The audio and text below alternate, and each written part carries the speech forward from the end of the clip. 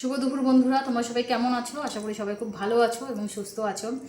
আজকে কত মাসে একটু তাড়াতাড়ি বেরিয়েছে, তাড়াতাড়ি বলতে অনেক সকালে, এই 9টা নাগাদ। তো অত সকালে কি রান্না করবো বন্ধুরা ভেবেই পাচ্ছিলাম না। তো ভাগে ভাগে করতে গেলেও অনেকটা সময় লাগে। সকালবেলা জানোই খুব কাজের ব্যস্ততা থাকে, পুজো টুজো দেওয়ার ব্যাপার থাকে, স্নান করে উঠে বাসি কাজ সেরে স্নান করে 9টার মধ্যে বন্ধুরা রান্না করাটা খুব চাপের ব্যাপার। তো যাই হোক, আজকে চটজলদি যেটা রান্না করছি সেটা তোমাদের সাথে শেয়ার করছি। তো চলো, এই দেখো থালার মধ্যে মানে যেটা একদম তাড়াতাড়ি হয়, একদম আতপ চাল আর গোবিন্দভোগ চালের মানে খিচুড়ি করেছিলাম। তার মধ্যে এই যে দেখো আলু দিয়েছি, আলু দিয়ে শুকনো লঙ্কা ফোড়ন দিয়ে একবারে বসিয়ে দিয়েছি। এই খিচুড়িটা খেতে কিন্তু খুব সুন্দর লাগে, একবারে ভগবানের সেবাও লাগিয়েছিলাম আর একবারে আমার হয়েও গেল রান্নাটা।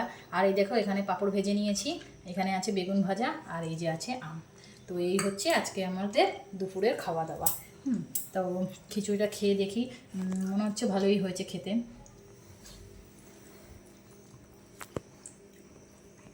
ভালোই হয়েছে বন্ধুরা খেতে।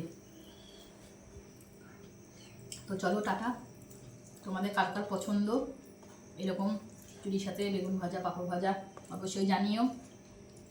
আজকে তাহলে আসলাম বন্ধুরা, সবাই ভালো থেকো, সুস্থ থেকো। হরে কৃষ্ণ।